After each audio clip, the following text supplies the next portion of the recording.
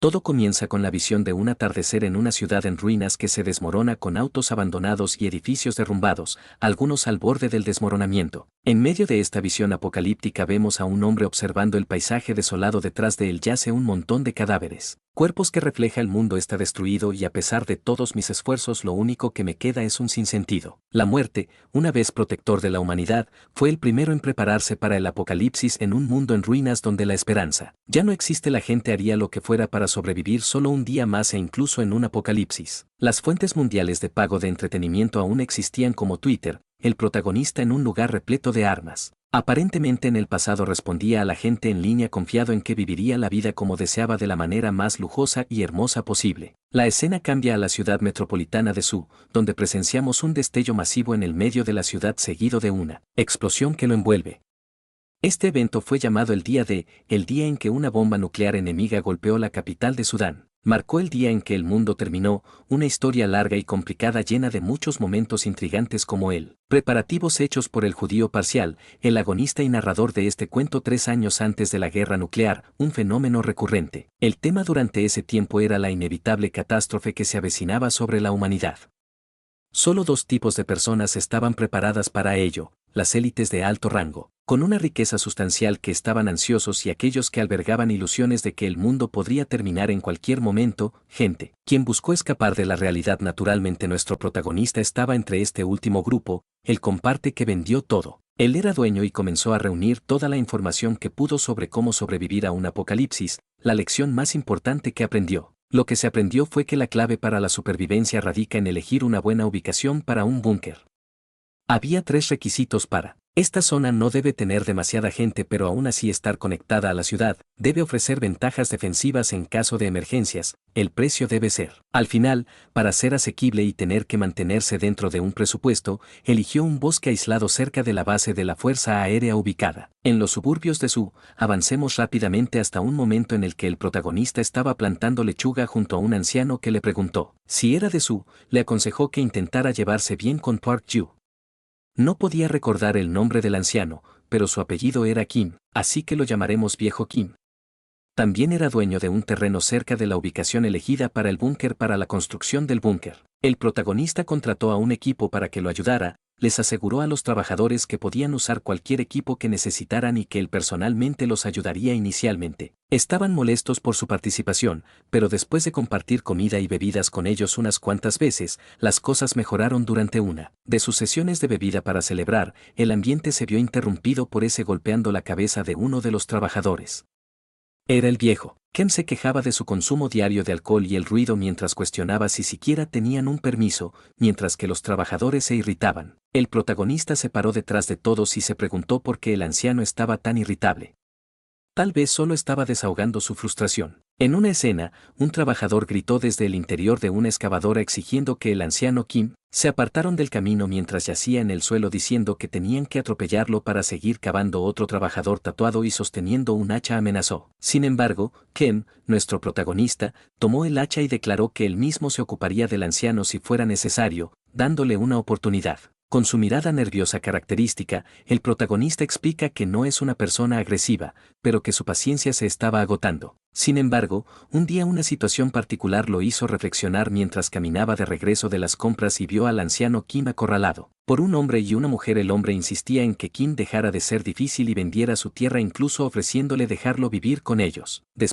Pero el anciano se negó y el hombre se enojó visiblemente y le gritó hasta que agarró a Kim por el cuello, gritando sobre cómo Kim le había dado un pedazo de tierra a su hermana mientras se quedaba con el resto para él. En resumen, el hombre era un hijo malcriado. El hijo tiró al suelo al anciano acusándolo de fallar como padre y exigiéndole que le entregara a él tierra. Cuando levantó la mano para darle una bofetada, nuestro protagonista intervino mirándolo fijamente como un psicópata. Un hijo malcriado, murmuró cuestionando quién era el protagonista. Sin embargo, advirtió a Kim que entregara la tierra antes de morir o lo matarían. Quemar todo el lugar con eso que dejó en su auto y se fue. Después de un momento de silencio, JW le ofreció a Kim un cigarrillo y los dos se sentaron a hablar. El anciano Kim preguntó si el judío tenía padres.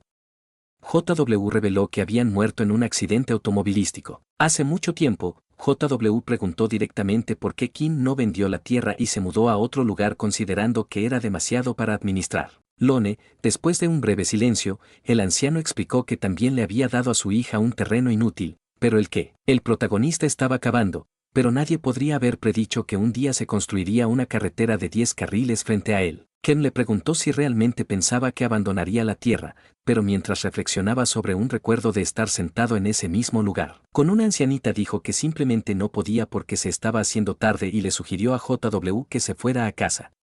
La narración vuelve al protagonista, que admite que no comprendía los sentimientos del anciano Kim en ese momento y que todavía no los entiende. Sin embargo, después de su breve conversación, fue como si se abriera una carretera de 10 carriles en el corazón de Kim y él nunca interfirió en ella. La construcción de nuevo pasó el tiempo hasta que finalmente el día de la inauguración, el rugido atravesó los cielos y el ataque aéreo retrasado. Las sirenas proclamaron el fin del mundo, una enorme explosión tiñó todo el cielo de rojo en medio de los cielos oscurecidos. Man Kim se acercó al protagonista desesperado pidiendo ayuda para encontrar a su hijo que vivía en su fría mente. El protagonista respondió que su hijo ya estaba muerto y advirtió que probablemente otro ataque golpearía a su pronto. Kim quiso refugiarse con él, pero el anciano se negó diciendo que no podía abandonar su hogar, pero que apreciaba la ayuda. Oferta y regreso a su casa. Todo empezó sin previo aviso dentro del búnker. El prote recibió una llamada del trabajador Kim. Wang-Wu miró la transmisión de la cámara y vio al trabajador tatuado parado frente al búnker sosteniendo un hacha. Antes que nada vemos un ojo sin vida presenciando las consecuencias de la explosión junto con un recuerdo final de su esposa sonriendo a su lado. El trágico final del anciano Kim llegó cuando se ahorcó en su propia casa y decidió liderar el mundo por sus propias manos en lugar de rendirse ante el apocalipsis. Regresando al búnker, el protagonista sale fuera, sosteniendo el hacha. Pensó para sí mismo que en este mundo apocalíptico los muertos ya no son enemigos, sino que los vivos son los enemigos. La escena cambia a un vasto campo de cultivos donde se escuchan disparos. El día es 852 antes del día de un jabalí yace en el suelo con una trampa en su pata mientras el viejo Kim pregunta si realmente es posible atraparlo ya que es tan grande que se jacta sobre su pasado como miembro de las fuerzas especiales donde fue elogiado por su puntería. Nuestro protagonista comenta que al investigar más descubrió que el anciano era de hecho parte de las fuerzas de defensa. Un cajero rifle es un arma muy útil. El protagonista sabía que no podía confiar solo en eso, ya que siempre había estado atento a los que estaban cerca. Base de la Fuerza Aérea cerca del búnker. Esta base fue el hogar de soldados coreanos y estadounidenses y aparentemente eran los soldados cazadores. Se especializaban en cazar grandes monstruos. El término utilizado era monstruos, lo que hacía que el protagonista se preguntara si se estaban preparando para cazar algo como Godzilla con tantos soldados especializados. La base era un lugar perfecto para almacenar armas en caso de apocalipsis propio. El plan del protagonista era relativamente sencillo. Tan pronto como la guerra estalló y las bases cercanas a la provincia de Jiangxi serían los principales objetivos de los ataques después de que las bombas cayeran en el caos. A continuación, planeó asaltar los suministros y apoderarse de las armas. Sin embargo, mientras esperaba su oportunidad, una oferta inesperada llegó del lugar menos esperado.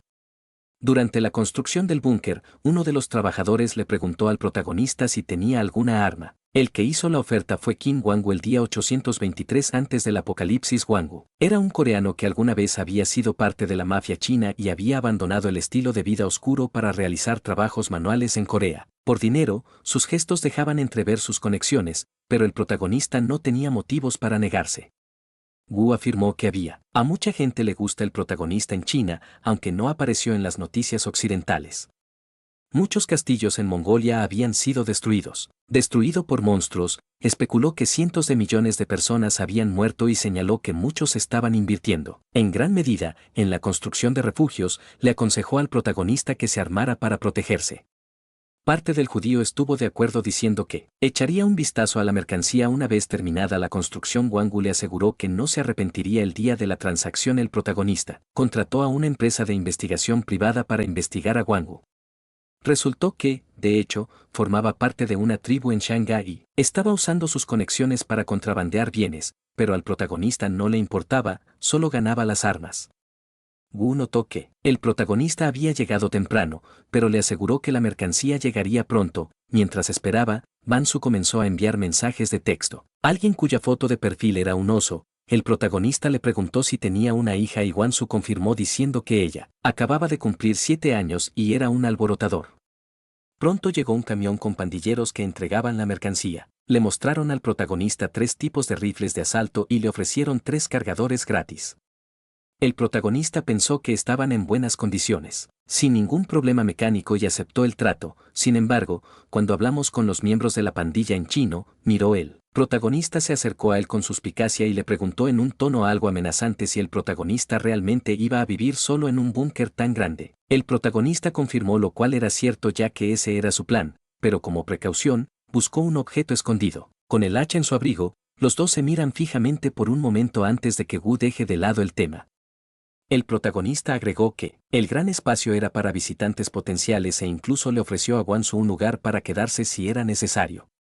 Wang Wu le agradeció, pero explicó que planeaba visitar a su hija después de terminar el trabajo y que probablemente abandonaría el país después. Instó a la protagonista a divertirse con sus nuevos juguetes y le aseguró que la munición sería entregada después del pago. Reflexionando sobre esa época, el protagonista narra que realmente creyó la historia de Wang Su, parecía honesta. Sin embargo, antes de que pueda regresar a casa, Wang Wu probablemente necesitaba armas en un lugar seguro para el día de sabía exactamente a dónde ir. Una elección que era demasiado fácil de hacer. La historia regresa a la llamada telefónica de W en el día de mientras espera afuera del búnker con un hacha. El protagonista responde con calma, escuchando mientras W menciona alegremente que trajo las revistas y que ya no necesita esperar el pago mientras sostiene su hacha. El protagonista piensa que lo único bueno de esta situación es que su nuevo enemigo había llegado solo y necesitaba tratar con él antes de que pudiera reunir un grupo. Los dos se enfrentan. El protagonista, ojos rojos sin vida, encontrándose con Wang Wu sin advertencia. Comienza la pelea. Wang Wu carga con su hacha apuntando a golpear, pero el protagonista esquiva fácilmente moviéndose detrás. Él le da un corte preciso en el cuello mientras se derrumba sangrando. Él pregunta en chino quién es el protagonista, ya sea un soldado o un agente del gobierno, y ruega por su vida. Repite la súplica en coreano del protagonista. Wang Wu responde fríamente que no podría salvarlo incluso si quisiera. Wang Wu se desangraría de todos modos al aceptar su destino. Pide una muerte rápida y el protagonista accede sin mostrar emoción alguna. Poco después de que suena el teléfono de W esperando para que haya más miembros del juego, el protagonista responde solo para escuchar una llamada internacional de la hija de Wang. Ella deja un mensaje pidiendo a su papá que regrese pronto a casa. El protagonista, endurecido por el mundo, siente que no hay lugar para los sentimientos. Deja el teléfono atrás. Saltamos hacia adelante. Hoy más 29 después del día D, el protagonista viaja en un pequeño vehículo hacia la base aérea, ya que los niveles de radiación finalmente han bajado a un nivel de supervivencia. Usando una máscara y el mismo viejo con capucha llega a la base y se sorprende al encontrar sus armas perfectamente intactas, un arsenal que podría armar a un pequeño ejército privado. Reflexiona sobre sus planes crudos pero efectivos y se da cuenta de que tomó las decisiones correctas al inspeccionar el cuerpo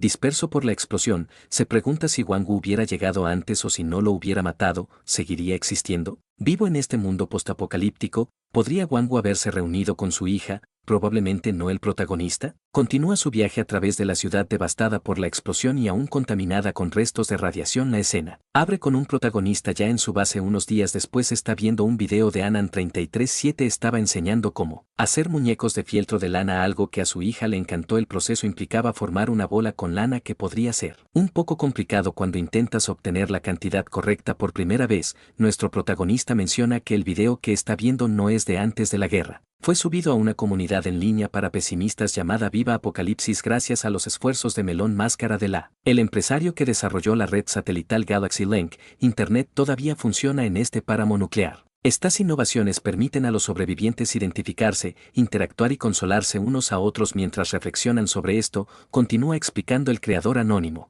El paso final, limpiando pequeñas imperfecciones, notando que en realidad es bastante simple. Sin embargo, como protagonista termina su propia creación, un muñeco de oveja. Piensa que parece algo sacado de un juego de terror, lejos de lo lindo y ejemplo esponjoso. En el video del día más 365, exactamente un año después de que comenzó la guerra, las armas nucleares y los ataques aéreos habían cesado, pero un número cada vez mayor de monstruos comenzaron a aparecer en todo el mundo. El gobierno había perdido completamente el control y los mensajes sobre los refugiados parecían un sueño lejano. Cada vez era más común que en esa época los miembros de la comunidad en línea comenzaran a permanecer desconectados durante periodos prolongados, creando un mayor sentido de precaución, miedo e incluso odio hacia los extraños. Estas reacciones no eran del todo injustificadas. Un usuario, Defender, se había ganado una reputación como cazador humano dentro de la comunidad después de la guerra. Este individuo subió periódicamente pruebas de su arte advirtiendo a cualquiera que se atreviera a entrar en su territorio. El protagonista finalmente desbloqueó a este usuario a través de publicaciones y comentarios de Defender y se dio cuenta de que el hombre era un adicto al asesinato que presenciaba. Las acciones de este lunático en tiempo real confirmaron al protagonista porque la gente estaba nerviosa. También fue durante esto tiempo que su usuario favorito Anan 337, el mismo que hizo juguetes para niños, se agregó a la lista de miembros permanentemente fuera de línea. En una escena de Chelín, vemos a la muñeca Ship ahora manchada de sangre rápidamente. Adelante al día más 395. En lo profundo del invierno, los usuarios anónimos en la comunidad continuaron buscando a otros anhelantes para compañía, pero la mayoría de los ADV desaparecieron con muchos más miembros fuera de línea que activos. En este punto, el protagonista tenía acostumbrado a aceptar la muerte, nunca se sabía quién desaparecería a continuación, y eso incluía a él mismo. Mientras observaba a través de binoculares, notó que el jefe John y los trabajadores que ayudaron a construir su búnker se habían convertido en invasores que intentaban reclamar su propiedad de manera extraña. Basta que el protagonista sonriera, se dirigió directamente a su zona de armas ya que se habían tomado la molestia de visitarlo. Pensó que debía devolverle el favor. A pesar de tener armas NRA a su disposición, eligió un hacha prefiriendo manejarla con frialdad en la oscuridad del exterior. Los trabajadores debatieron si estaban en el lugar correcto. El jefe John estaba seguro de que era el búnker que había ocupado el protagonista. Inicialmente afirmaron que era una sala de reparaciones, pero estaban confundidos porque la puerta del búnker estaba abierta y se preguntaban si alguien había llegado antes que ellos. John desestimó su respuesta. Preocupaciones, pero envió Menú y Jam para verificar el interior. Dentro de los dos trabajadores encontraron el espacio aparentemente vacío. Descubrieron una caja de cigarrillos que levantó sospechas sobre una posible trampa. John les instó a buscar minuciosamente en cada rincón y permanecer alerta antes de que podrían completar su búsqueda, pero el protagonista se abalanzó sobre ellos como Spider-Man, pateando el escudo de un trabajador y arrojando su hacha al arma. Empuñar uno y golpearlo en la cabeza mientras el segundo trabajador entró en pánico por la muerte de su compañero. El protagonista lo pateó en el cara antes de asestarle un golpe fatal con el hacha. Ignorando sus súplicas de misericordia afuera, el jefe John gritó a sus hombres. Al preguntar si todavía estaban vivos y exigir un recuento, el protagonista, ahora más adentro, reflexionó que quedaban 3, los invasores restantes, afuera preparados para entrar, pero John había traído gas lacrimógeno y les había ordenado que expulsaran a quienquiera que estuviera dentro escuchando. Para su plan, el protagonista cerró silenciosamente la puerta del búnker. Honestamente, ¿qué tan tonto tienes que ser para anunciar tu estrategia en voz alta? Frustrados por la puerta cerrada, los invasores buscan el sistema de ventilación ya que John había ayudado a construir el búnker. Sabía que la puerta era la única salida. Su plan era bombear gas adentro y obligar a quien estuviera allí a entrar, ya sea morir o salir dentro. El protagonista reflexionó que no había previsto una batalla de ida y vuelta con los invasores. Todavía no tenían idea de que después de que los trabajadores terminaron de construir el búnker, lo habían ampliado utilizando él. El conocimiento que obtuvo de ellos los llevó directamente a su perdición. Los invasores bombearon cada vez más gas lacrimógeno a la ventilación. Cuando se prepararon para lanzar otro bote, los protagonistas aparecieron de repente disparando a 2 de los trabajadores y dejando solo a John con vida. John se rindió jurando que estaba el último en pie, incluido él. Había 5 en total. El protagonista ordenó a John que cargara los cuerpos en su camión mientras se reunía los cadáveres. El protagonista notó algo en uno de sus bolsillos, la muñeca oveja hecha por un Nonan 337. Enfurecido golpeó a John exigiendo para saber qué pasó con el creador de la muñeca y acusar al grupo de John de matar a todos allí. John, aterrorizado, insistió en que no habían matado a nadie allí, solo había un hombre allí y ya estaba muerto cuando llegaron.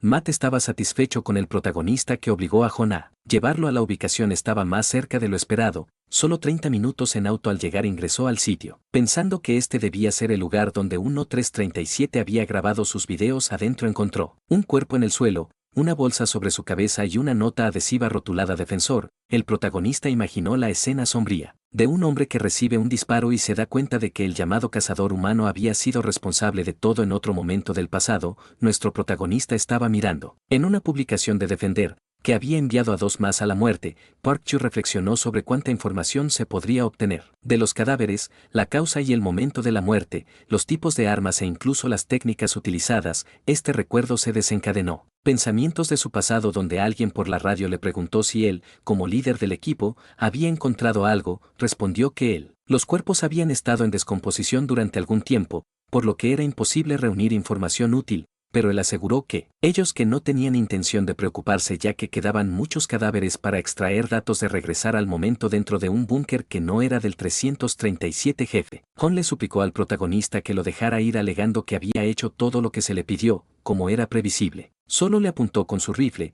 lo que provocó que John entrara en pánico y justificara sus acciones diciendo que eran por su bien. Los niños y su supervivencia le rogó al protagonista que considerara si podría vivir con el peso de tal elección en su conciencia. Sin embargo, el protagonista declaró fríamente que nunca tuvo la intención de dejar que ninguno de ellos viviera, después de todo eran invasores y lo sabían. Donde vivía además escuchó excusas similares antes de que algún tiempo después, en un día sofocante, el protagonista fuera, colgando su ropa, apreciando el raro calor.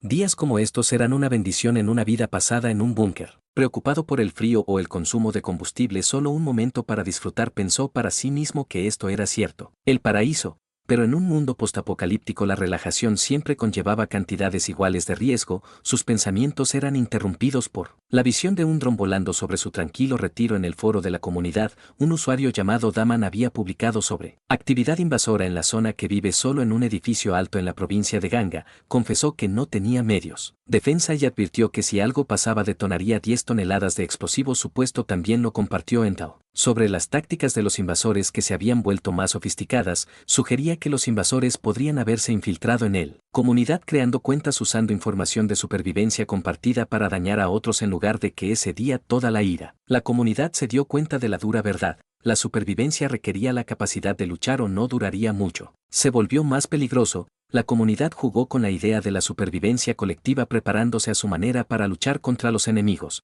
Pero el protagonista pensaba diferente, aunque podía defenderse de las amenazas, ocasionalmente la raíz del problema estaba en el egoísmo humano. Agruparse nos hacía más visibles, y todo acabaría por derrumbarse cuando apareciera una fuerza mayor. El conflicto armado, en su opinión, siempre debería ser el último recurso. La clave era permanecer oculto, por eso el lugar elegido era tan ideal, un trozo de tierra remoto, donde nadie pudiera encontrarlo o tuviera alguna razón para aventurarse cerca, agregando a la seguridad un rastro de perros salvajes mutantes. Deambulan por el área manteniendo alejada a cualquier persona incluso en la ciudad más cercana. Los rumores de zombies radiactivos difunden el miedo. Se decía que esa ciudad infestada de zombies un único superviviente los manejaba con un rifle de francotirador. Desde otra perspectiva, ver a un grupo de invasores discutiendo mientras miran a través de su dron se quejaron de que el protagonista había desaparecido. El operador del dron recibió la orden para rodear el área nuevamente, aunque se quejó y amenazó con tomar su parte si no aparecía nada. De repente, el operador detectó algo inesperado. Una mujer con uniforme militar estadounidense se emocionó y anunció. Su próximo objetivo era el grupo, pero al mismo tiempo los demás comenzaron a gritar pidiendo ayuda mientras una manada de lobos mutantes los emboscaba uno por uno. Cayó el operador del dron y ordenó al conductor que acelerara y atropellara a los mutantes, pero los lobos no eran tontos. Arrojaron a uno de los suyos al parabrisas, bloqueando la vista del conductor y provocando que el vehículo se estrellara contra un poste. El conductor perdió el control brevemente. Consciente al despertar encontró al operador del dron empalado por un fragmento del poste ya muerto. Entonces notó él. La puerta del auto se abrió lentamente y se giró para ver a un lobo de pelaje blanco con penetrantes ojos naranjas mirándolo fijamente. Avanzó con calma colocando la cabeza del hombre en sus fauces y con eso el conductor supo si el cielo tenía o no pan. Adelantándonos al día 458 después del día D, un miembro de la comunidad publicó sobre los invasores informando que su automóvil había. El choque y el rastro de sangre los llevaron directamente a las montañas donde se habían convertido en comida para lobos una semana después. El hombre que anteriormente había amenazado con inmolarse hizo otra publicación, esta vez pidiendo ayuda, afirmó estar en peligro real y suplicó que alguien lo ayudara. Apagar fuegos artificiales o crear una distracción. Afirmó que había al menos 5 personas en su puerta y que si nadie ayudó a detonar los explosivos, su petición fue rechazada por la comunidad ya que tenía reputación de buscar atención. Nadie lo tomó en serio en su escondite. Sostuvo el detonador con fuerza mientras la gente afuera golpeaba a él puerta tratando de entrar. Cuando finalmente lo lograron y amenazaron con matarlo, esta vez cumplió su promesa de detonar 10 toneladas de los explosivos. Hicieron que el suelo temblara. Pero lo que llamó la atención del protagonista fue la oposición de defender sobre la explosión que reveló que estaba cerca. Wango. En ese momento el protagonista no podía detenerse bien en defender, su foco estaba en otro lado a través de su propio. El dron observó que el agente estadounidense había destruido el dron que la espiaba y necesitaba determinar si ella era una amenaza al amparo de la noche. Se acercó a su nuevo vecino Danning con su confiable sudadera psicótica una vez más poco después de llegar al área. El protagonista se escondió detrás de un autobús. Desafortunadamente otro hombre no tuvo tanta suerte y recibió una bala mientras observaba la escena desde detrás del camión. El protagonista pensó en cómo este era uno de los pocos vecindarios cerca de su búnker y ahora había un francotirador viviendo allí. Examinó una de las balas, agujeros que había dejado y se dio cuenta de que sus intervalos entre disparos de advertencia y letales eran cortos, ya sea como una señal para mantenerse alejada o porque tenía. No había otra opción, pero esto la hacía en cierto modo más peligrosa que el defensor. El protagonista no estaba en este caso. Lugar desconocido para ella, aunque era por quien era, su cabello y su ropa sugerían que era un soldado estadounidense cuando estalló la guerra nuclear. Al principio, Estados Unidos había interceptado la mayoría de las bombas que les apuntaban para demostrar su fuerza, pero tenían sus propias. Para enfrentarse a los enemigos, Drake llamó a todos los soldados del extranjero y concentró su potencia de fuego en los monstruos que surgían. Desde la grieta, si esta mujer lograba llegar a la base aérea e investigar, podría crear muchos problemas. Hubiera preferido evitar enredarse con un soldado entrenado, pero desde que ella había entrado en su territorio no tuvo más opción que cazar el día 481 después del día D. El protagonista se dedicó a estudiar su comportamiento. Sus disparos siempre se detenían en intervalos específicos. Probablemente, cuando ella dormía, él planeaba aprovechar esos momentos para acercarse, ya que la entrada del edificio estaba barricada. El camino más rápido para esto. Un lunático se subió a los pisos mientras intentaba hacer parkour y casi se cae sobre unas barras de hierro, sobresaliendo de un pilar de hormigón después de agarrarlo mal una vez dentro de la estructura que parecía ser una vieja edificio de oficinas. Vino preparado, trajo un rifle de Assassin's Ventor, un arma especializada para operaciones silenciosas, ya que ascendió al edificio. No encontró ningún enemigo al llegar al piso superior, el nido del francotirador. Entró con cautela en la habitación y la notó acostada en la cama, aliviado de evitar una confrontación. Pensó que esto era suyo día de suerte, pero los dulces momentos no duran mucho. Detrás de él, una voz habló en inglés y le ordenó que bajara su arma. La mujer inteligente había metido objetos en su saco de dormir para engañar a cualquiera que entrara en la habitación. El protagonista se dio cuenta de que había anticipado su llegada. Preparando una emboscada, su voz sonaba joven, confirmando que era la misma persona que apareció en su dron. La rubia le advirtió que no estaba bromeando y le dijo que soltara el arma o dispararía de mala gana. Él obedeció, pero ella. Desgraciadamente, el protagonista había visto muchas Peaky Blinders y de inmediato comenzó a elaborar estrategias calculando la distancia. Por su voz supuso que estaba usando un arma de cañón largo, descartando pistolas.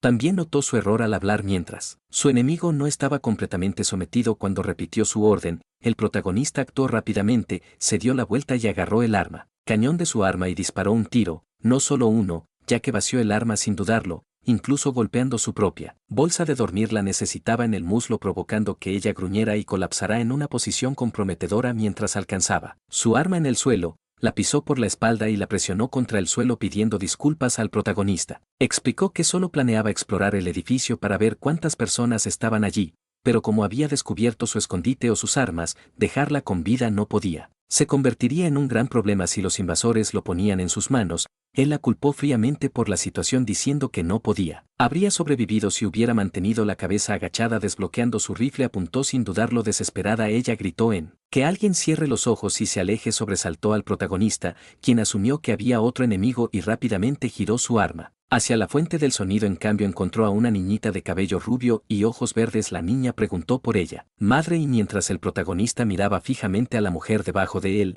se liberó con una determinación inyectada en sangre. Ella sorprendió. Él sacó una pistola a pesar de su aparente agotamiento y pensó que ella intentaría dispararle, pero en lugar de eso lo ignoró por completo y se apresuró a proteger al niño. En un principio, la judía asumió que usaría el arma como la forma más lógica de protegerse a sí misma y a su hija, pero sus acciones demostraron lo contrario. Ella no era una asesina loca, solo estaba sobreviviendo en esta jungla postapocalíptica, atrapada en un país extranjero, incapaz de hablar el idioma, con su hija como su única ancla. Su modo predeterminado era tirar de él. El protagonista pateó el arma que apuntaba hacia él y la mantuvo a una distancia segura. Le advirtió que su territorio estaba cerca y que si se atrevía a acercarse o incluso respirar cerca de él, se encontraría con Balas le exigió que se quedara en su esquina y protegiera a su hijo. Después del enfrentamiento, su hija le susurró algo al oído después de que algunos se entregaron. Cuando la mujer le preguntó si tenía algún medicamento, ella reveló un útero profundo en su muslo y pantorrilla, lo que explicaba su lentitud anterior. Los movimientos lentos, aunque era un término relativo, la protagonista no podía olvidar cómo prácticamente se había teletransportado a Shield. A su hijo le dio algunos antibióticos y antiinflamatorios diciendo que podrían ayudar y que eran un pago por su intrusión en su espacio, pero luego surgió una pregunta: ¿de dónde había sacado esos medicamentos o esa pistola? Ni siquiera se cambió la sudadera, era prácticamente un inventario ambulante, o tal vez lo sacó de otro lugar. Incluso después de entregarle la medicina, ella se negó diciendo que lo que realmente necesitaba eran drogas. Le preguntó si hubiera sido así. Al escuchar una petición, el protagonista habría mostrado su habitual desdén apático al afirmar que, si bien entendió que las drogas no eran una cura para lo que la afligía, si lo fueran, todo el mundo ya las estaría usando. Luego señaló a la niña y le preguntó si hablaba coreano, ya que lo hacía. La narración del protagonista cambió para describir cómo a partir de ese día él comenzó a reunirse con la madre y la hija para proporcionarles leche en polvo y sedantes. Recientemente se escuchaban cada vez más disparos, aunque eran unilaterales, la frecuencia era preocupante.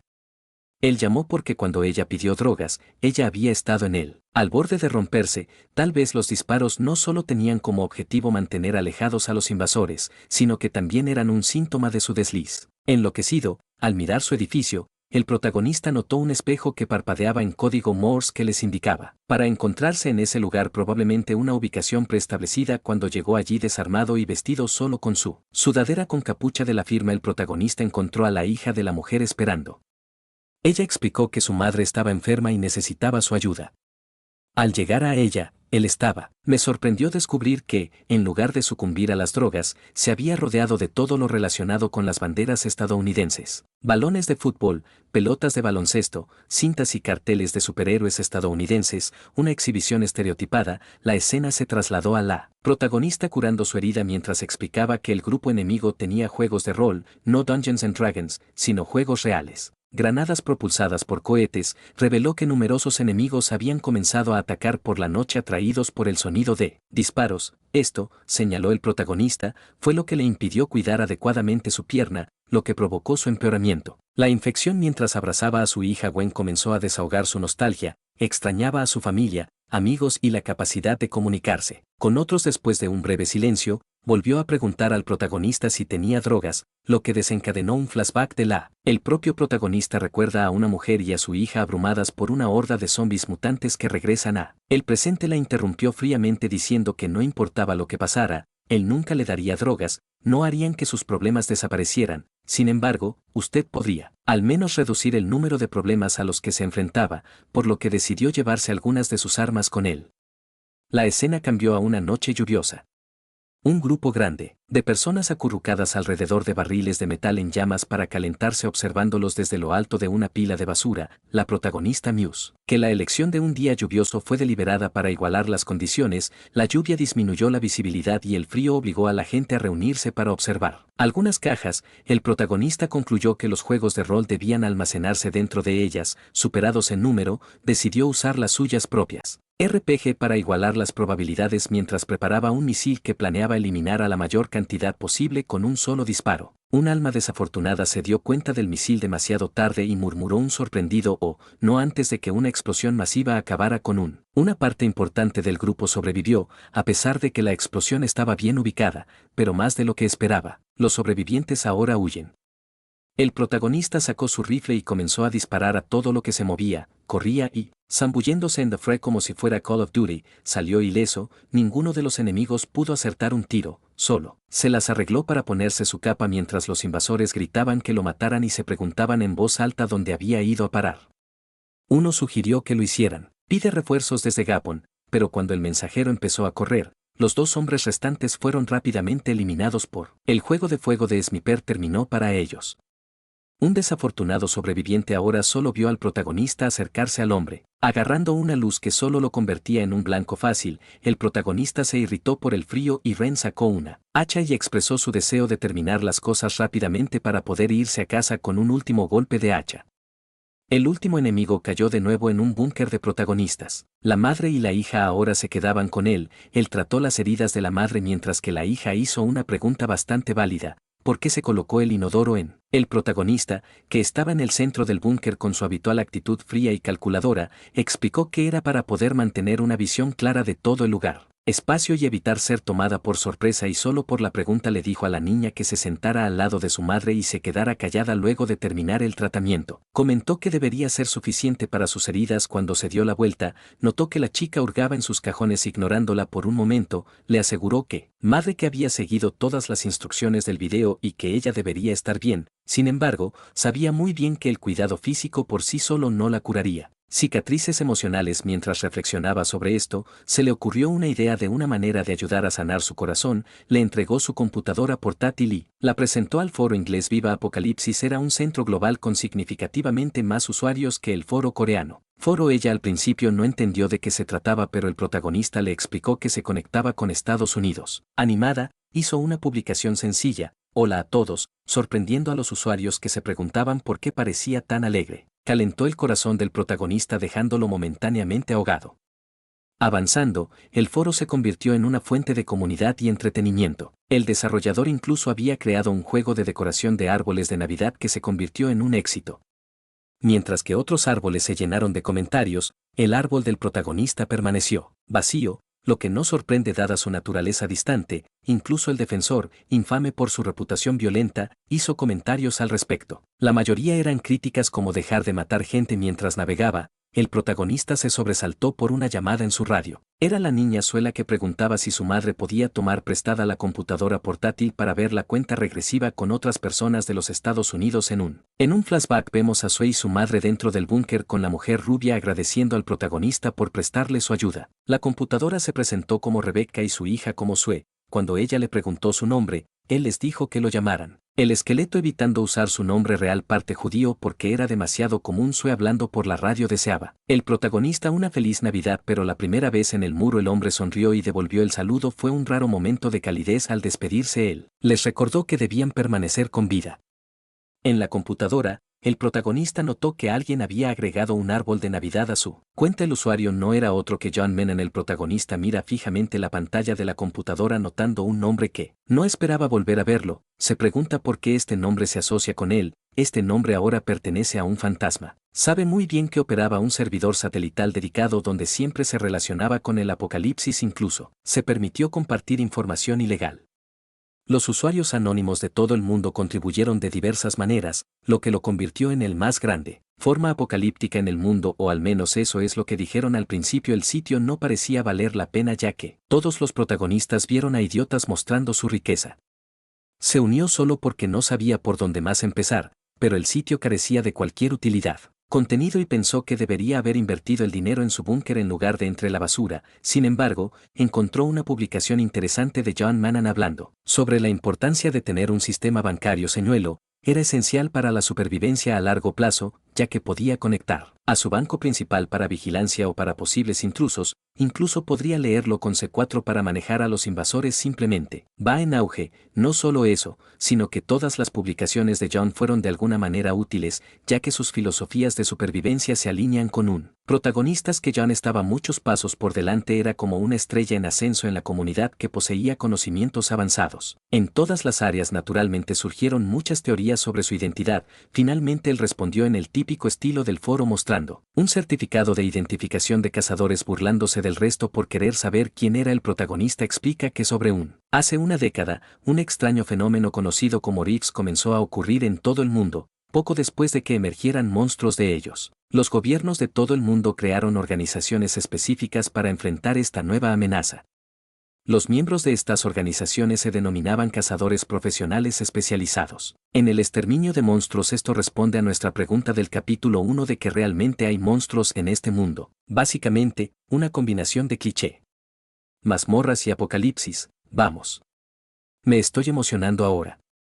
Los cazadores fueron los responsables de erradicando estas criaturas y nuestro protagonista era uno de ellos. Vemos que su costumbre de llevar un hacha a todos lados no era nueva, él siempre lo había hecho. Aparentemente él era su capitán, la identidad de los cazadores de élite era considerada un secreto federal ya que eran altamente soldados calificados. Sin embargo, según la identificación de John, no parecían ser de alto rango, aún así, aumentó su credibilidad.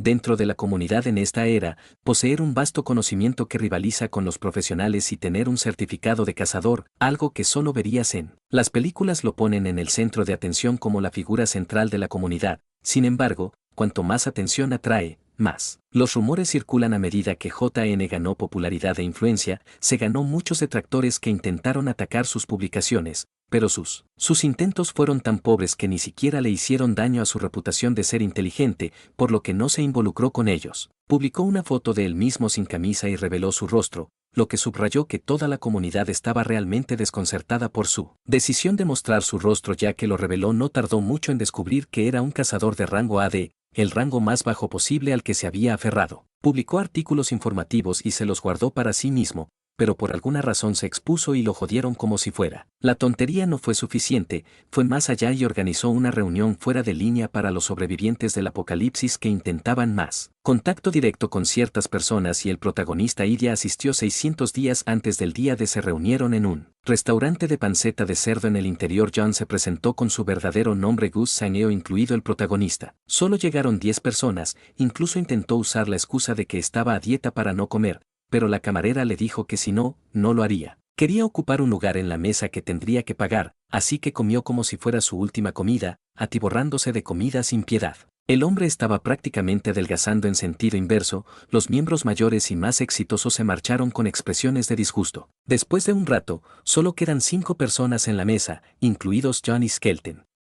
Fue John quien mencionó una guerra inminente, apostando a que China probablemente comenzaría con tantas grietas en todo el mundo, muchas de ellas excediendo los niveles manejables, junto con un conflicto interno significativo hizo que funcionarios de alto rango comenzaran a admitir que habían perdido el control y parecía probable que esto sucediera. Conduciría a la guerra nuclear que hemos estado siguiendo.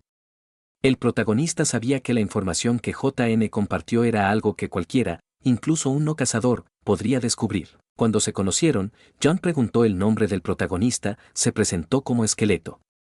John lo reconoció de la comunidad y preguntó sobre el progreso de la construcción de su búnker. El protagonista reveló que se había topado con contratiempos al no poder para encontrar una empresa confiable para instalar tanques de combustible. John admitió que fue difícil encontrar opciones confiables, pero preguntó si el protagonista quería su ayuda sin esperar una respuesta.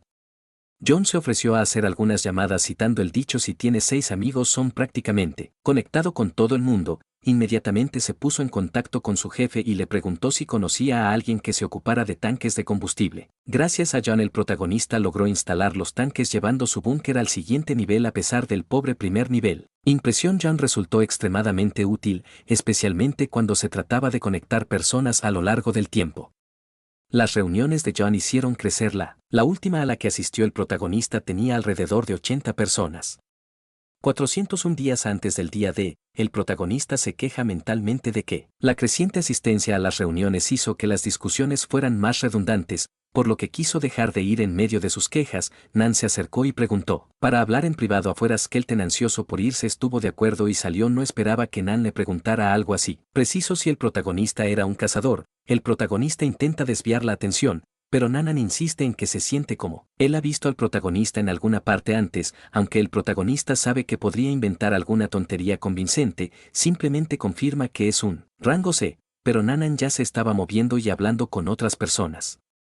Un reportero se acercó a Nenan y le solicitó una entrevista. Mientras Nenon intentaba retrasarla para terminar de hablar con el protagonista, todos los demás se burlaban de él diciendo que el informe era más importante aún. Siguió el juego y despidió al protagonista diciendo que no era importante a menos que viniera con alguien.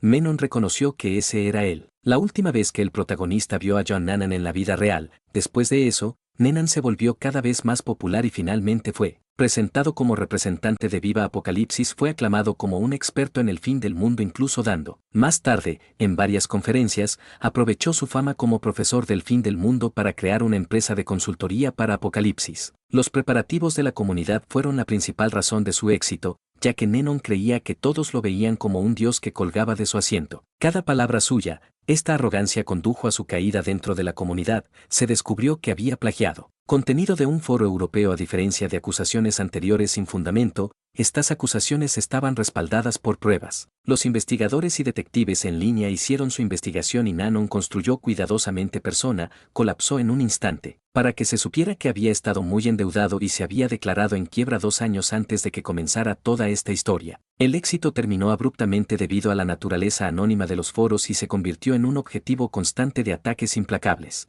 En lugar de defenderse, Nanon publicó una breve respuesta llena de odio que se volvió legendaria dentro de la comunidad. Tu mamá, estas palabras fueron un triste final para uno de los miembros originales de Viva Apocalypse, pero todas las acusaciones se hicieron realidad. Irrelevante cuando finalmente cayeron las bombas, sin embargo, el protagonista seguía sintiendo curiosidad por saber por qué alguien había vinculado el nombre de John. A él le preguntó si podría haber sido el mismo John o simplemente una coincidencia.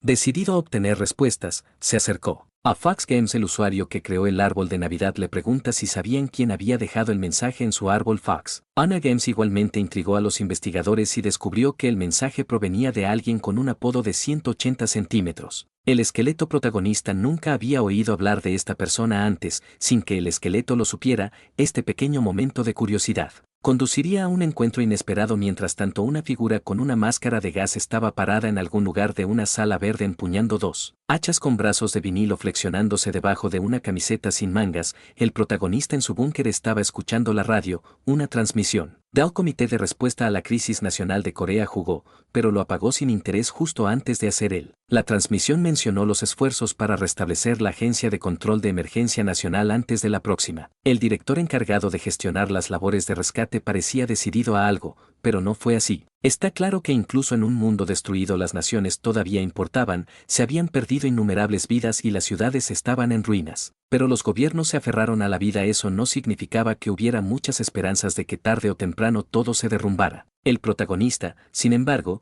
se estaba preparando para abandonar su búnker, empacó comida y agua para 3 días y aún vestía el mismo uniforme. Ropa hecha jirones como siempre con las situaciones cercanas resueltas, decidió aventurarse a visitar las ruinas de Suel. Ruinas de su casi 1 año y medio después del apocalipsis. La ciudad estaba en ruinas, pero el protagonista sintió una punzada de nostalgia recordando cómo solían ser las cosas. Era una mezcla de melancolía y alivio irónico, alivio de que había sobrevivió tanto tiempo. Sus pensamientos fueron interrumpidos cuando pasó junto a una pila de cadáveres en llamas y se dirigió directamente al Comité Nacional de Respuesta a Crisis. Dentro del protagonista se acercó a la recepcionista, quien lo dirigió a la denuncia o crimen. El mostrador de notificaciones cercano la ignoró y dijo que estaba allí para ver al director Lee Sang-un colocando su credencial en el escritorio. Dijo que entendía que el director estaba a cargo de los rescates, pero que ella le informó que un judío de su pueblo era un par días del ejército estuvo allí para verlo. Dentro del comité dedicado a administrar y restaurar el país, los miembros incluyen los funcionarios militares de la administración coreana y los graduados de la Academia de Cazadores que formaban el núcleo del comité. El ex cazador Lee Sang-un es el actual director de rescates del Comité Nacional de Respuesta a Crisis, NCRC.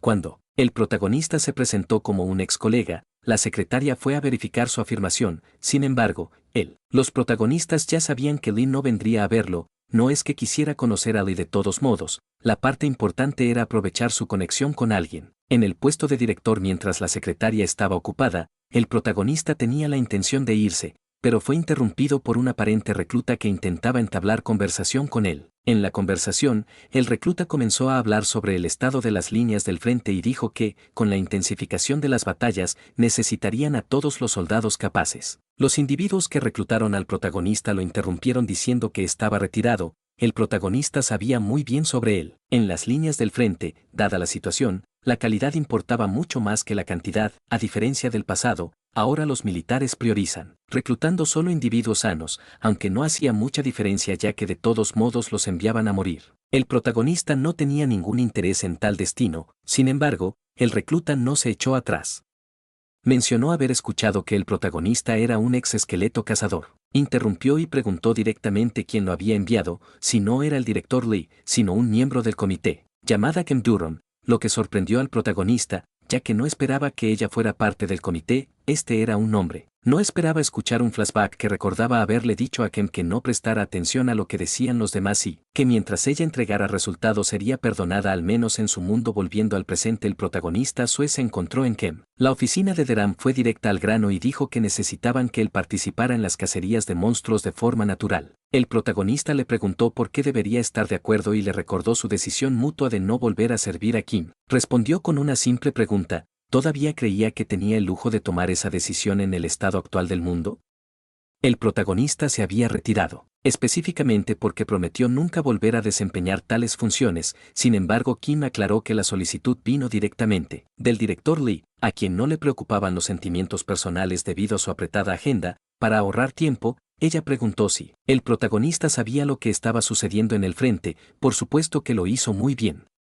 Kim luego mencionó al grupo Tempest y a su presidente Ji Pungo, quien movilizó a su equipo para manejar monstruos. Sin embargo, carecían de mano de obra y habían solicitado ayuda al comité que no tenía. Quedaba uno de sobra y necesitaba que el protagonista interviniera. Ella le aseguró que si simplemente aparecía y pretendía ayudar, no lo enviarían al frente. Notó que, si bien todos los demás habían cambiado de alguna manera, él parecía permanecer. Lo mismo después de su discusión, el protagonista se fue reflexionando sobre cómo todos los coreanos parecen compartir una preocupación singular. ¿Qué pasaría con los grandes conglomerados corporativos de Chable si el mundo terminara en un foro?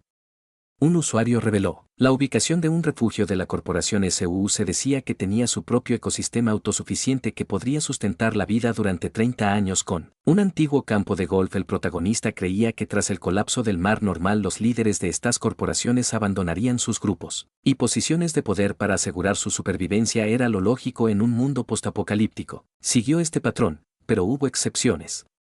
Las acciones del grupo Tempest ejemplificaron su tarea con Tempest. Comenzó exactamente un mes después de su reunión con Kem Doron. La sede del grupo Tempest había sido diseñada por arquitectos británicos excepcionales, pero la construcción se detuvo debido a los bombardeos nucleares y se cortó la energía, lo que obligó al protagonista a escalar el piso 55 usando un ascensor de construcción. El frío helado lo hizo sentir como si incluso el infierno se hubiera congelado sobre Skelton. Temblando entró en la sala de reuniones ejecutiva, que alguna vez fue exclusiva para la élite. La sala no había perdido su aire de exclusividad. Incluso después del apocalipsis, el protagonista se enfureció internamente porque el líder del grupo ni siquiera se dio vuelta para reconocer su presencia. En lugar de mirar por la ventana. La curiosidad del esqueleto creció mientras se preguntaba sobre el uso de escáneres de identificación dado el falta de poder y cómo se les pagaba a estas personas en medio de un mundo postapocalíptico, quién los financiaba. Como mientras reflexionaba sobre estas preguntas sin respuesta, un hombre detrás de él lo llamó por su nombre.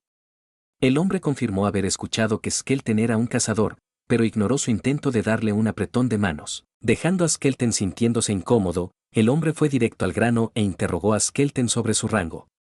Skelton respondió que tenía rango D. El hombre luego le preguntó sobre su experiencia de combate, los países en los que sirvió y su conocimiento de los portales de Skelton. Respondió concisamente que había participado en batallas, pero nunca en el frente principal. Sirvió en Corea y no le pagaron lo suficiente para aprender mucho sobre rifts, ya que la mayoría de los registros de los protagonistas habían sido destruidos. Proporcionó respuestas vagas a termine el interrogatorio rápidamente. Una vez que el interrogatorio terminó, a Skelton se le ordenó esperar afuera. Claramente estaban tratando. Lo consideraba insignificante, pero el protagonista sabía que estaba lejos de ser insignificante. De hecho, era un gran el activo que sale del paso. Skelton reflexiona sobre la frase son solo negocios en este mundo. Todos actuaron pragmáticamente. Pensó para sí mismo: ¿qué harías, Gabriel, comiendo tu estofado de pollo ahora mismo? ¿Serías amigable o serías solo negocios? Luego, dirigiéndose a una audiencia imaginaria, agregó: por cierto, ¿te ha gustado esto todavía? No, supongo que lo haré. Toma un hacha y visítate, pero nos gustó. Gracias. Mientras estaba afuera de la oficina, el protagonista consideró simplemente haciendo su parte y yendo a donde Daran le asignara. Todo lo que necesitaba hacer era seguir fingiendo, ya que pensaba que esto era un triunfo. Se acercó diciendo que había escuchado a alguien mencionar que él era un cazador y preguntó si era cierto dadas las circunstancias. No podía negarlo, así que confirmó que ella explicó que una horda de zombies había aparecido cerca del grupo Tempest. Se habían enviado aficionados de la fábrica para lidiar con eso, pero no pudieron manejar la situación. Lo que llevó al comité a pedir ayuda fue que la mayoría de los que protegían la fábrica habían muerto. La mujer notó amargamente la ironía. Incluso durante el apocalipsis, la gente estaba siendo sacrificada por una corporación.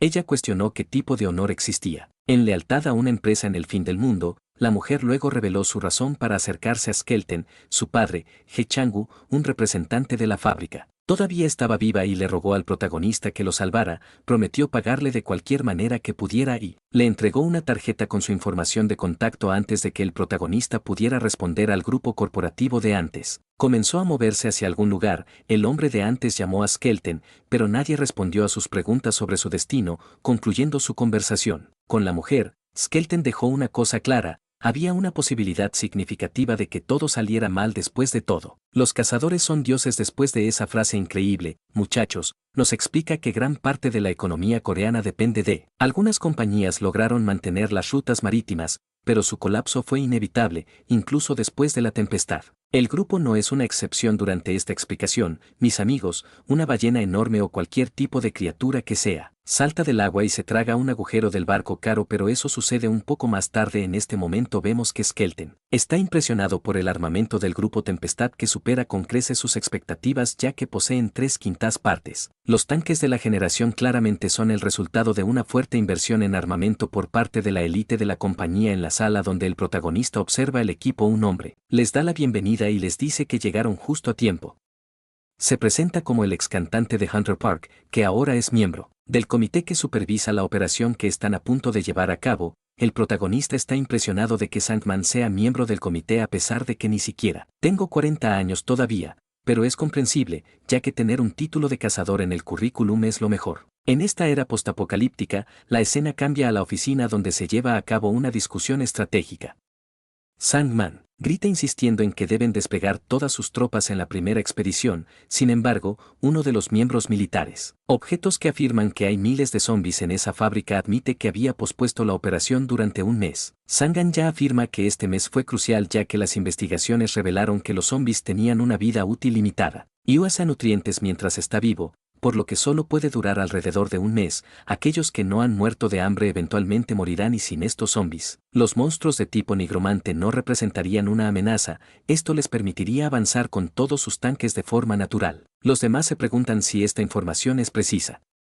La confianza de Sang, junto con su experiencia, los lleva a creerle y recurren a él. El presidente del grupo Tempest, Kang-go, quien dice que mientras todo se resuelva rápidamente no tiene ningún problema con inversiones financieras adicionales. Lógicamente, Skelton, observando toda la situación, se da cuenta de que Sangan es bueno. Su aspecto y tono seguro al discutir la estrategia de Liping contra los zombies logró convencer a todos en la mesa. Mientras reflexionando sobre esto, Saman se dirige al protagonista y le pide su opinión sobre el plan, ya que él es un cazador de la Comité Nacional, que fue el error de Sangan, pero por supuesto, todavía parece presumido pensando que nuestro protagonista era un esqueleto insignificante que señala rápidamente. Se dio cuenta de que la estrategia era defectuosa, lo que dejó al pequeño Hunter confundido, ya que esto era lo último que esperaba. Sin embargo, el protagonista comienza explicando básicamente que cuando un zombie se acerca a la muerte, entra en un estado de hibernación que ralentiza su metabolismo para mantenerse viva más tiempo. Incluso si muere sin encontrar una fuente de nutrientes, se han enviado suministros de carne fresca a la fábrica con el tiempo, lo que significa que los zombies están en buena forma. Por esta razón, el protagonista prefiere que piensen en un nuevo plan.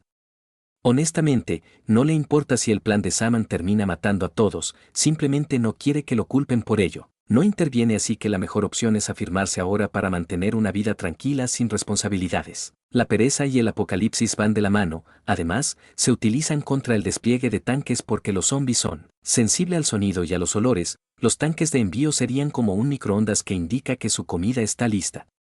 Por último, él se opone a desplegar todas las tropas a la vez y sugiere en su lugar un equipo de reconocimiento, pero lo interrumpe a mitad de la frase. Al decir eso, quien declara que ya es suficiente, Saman se enoja con el protagonista llamándolo Nerd General y afirmando que lo que lee en las enciclopedias online es diferente a la vida real, pero nuestro protagonista no es de los que se echa atrás. Replicando que el 90% de una batalla depende de la planificación, nadie puede esperar la victoria con un plan tan mediocre. Esto enfurece Sandman, que tiene que ser retenido por los demás, gritando que el protagonista no debería burlarse de un miembro del comité, sino al protagonista no le importa nada y su indiferencia no se ve superada por la enorme ballena que acaba de tragarse el barco, lo que demuestra, como se mencionó anteriormente, que no es ningún probador. Con eso dicho, el protagonista no busca la aprobación de alguien que solo sabe hablar. La persona a la que quería convencer, lo que importaba era He Chang-gu. En caso de que no lo recuerdes, él es el padre de la chica del final del capítulo anterior. El protagonista se acerca a Hangul y le aconseja que corra tan pronto como le dé la señal,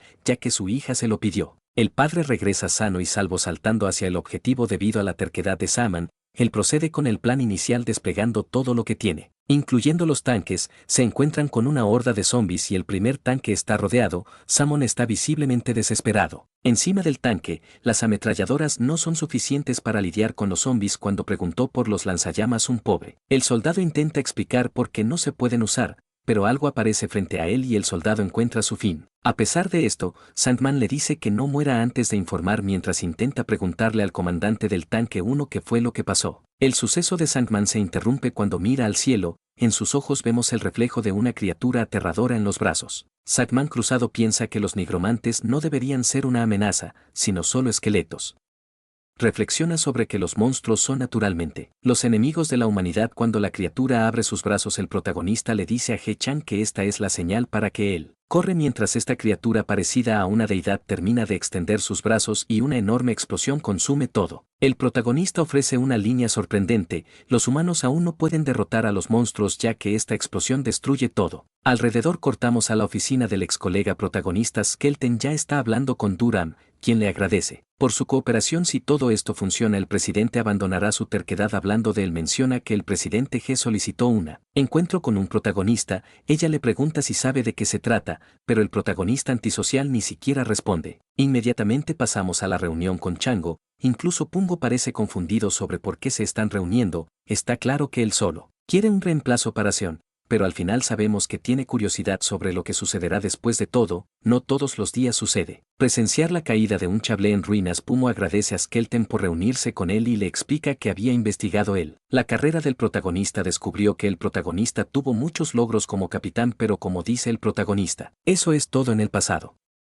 Pumo comenta que al final son bastante similares y continúa diciendo que se dio cuenta de que el protagonista es incluso más impresionante que Lee Sang-un. 2 más sobre el protagonista. Una vez dirigió a 2 cazadores legendarios, Kang Hammond y Jen. Finalmente preguntó si él puede patrocinar al protagonista para que ambos cazadores regresen a su mejor momento. El protagonista simplemente dice que le espera buena suerte. Se levanta y se aleja dejando a Pungo sorprendido, pero Pungo sigue decidido a recuperar la fábrica y comienza a hablar sobre su pasado nacido fuera del matrimonio. Le dijeron que heredar la fábrica era imposible. Sí, lo logró incluso con. Todos dicen que es feudal, incluso el mundo ya está en ruinas. Él insiste en que debe enfrentar este desafío por su cuenta. Empleados y sus familias, por eso no puede darse por vencido. También aboga por cualquier método para derrotar esa cosa. El protagonista encuentra la determinación de Puno admirable. Es probablemente lo que le permite liderar a tanta gente. Él realmente es un líder hasta el final. Su determinación incluso convence brevemente al protagonista sin emociones. Luego el protagonista revela que la criatura que los ataca era un tipo nigromante. Como probablemente notará P desde la cámara del dron, la criatura podría mutar a quienes la rodean. Lamentablemente no obtenemos la explicación completa. Termina aquí.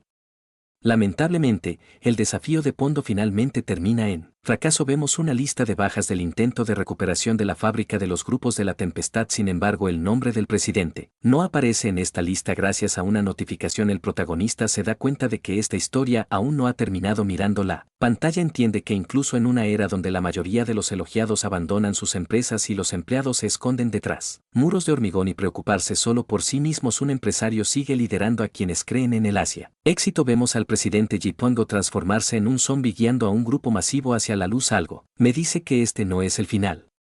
De regreso en la ciudad, el protagonista observa a unos gatitos siendo alimentados por una anciana. Llama su atención diciendo que no debería estar alimentando a esos gatos ya que podrían ser peligrosos. Cuando vemos la cara de la mujer, a pesar de que usa lentes, se pueden ver marcas visibles como venas abultadas. Ella responde y simplemente se aleja con su carrito. La protagonista comienza a reflexionar sobre cómo la mayoría de los incidentes son causados por humanos y podrían haberse evitado. El incidente que está a punto de contar es el de la madre de los gatos, que es una de esas tragedias evitables. Esos pequeños gatitos crecieron un poquito, nada demasiado extremo, solo el tamaño de un esqueleto de tigre. Nos dice que es difícil de imaginar ahora, pero cuando el gobierno chino todavía existía, Corea estaba tratando de reducir la cantidad de monstruos que aparecían en China y enviaron una unidad de cazadores para investigar las fuentes de estos monstruos. Las puertas. La primera puerta abierta en la India que condujo a la destrucción de toda la nación no pasó mucho tiempo antes. Los países vecinos comenzaron a caer, también la India del sudeste asiático.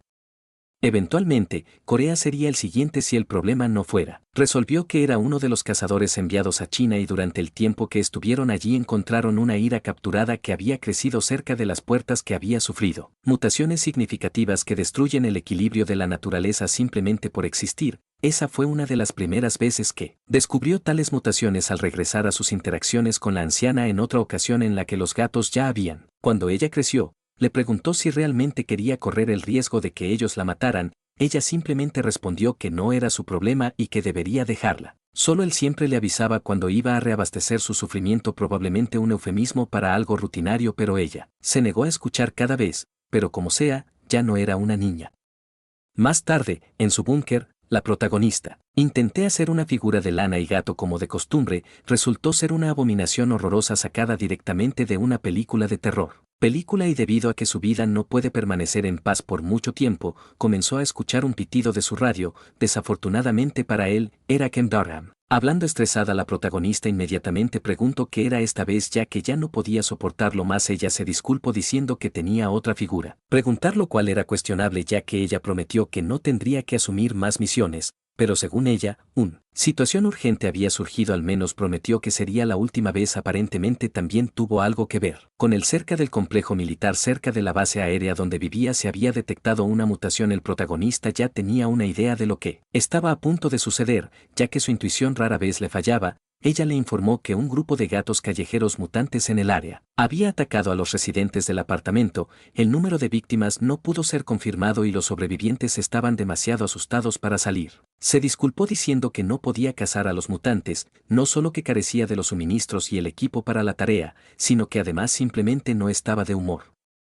Durham explicó que no le estaba pidiendo que lo manejara solo, le enviaron un profesional y todo lo que tenía que hacer era brindar apoyo. Ella prometió contratar a el cazador independiente. Pronto apareció conduciendo una pequeña motocicleta al azar con una entrada exagerada. El cazador preguntó si el protagonista era la persona que el comité le había contado sobre presentarse como alguien de regreso.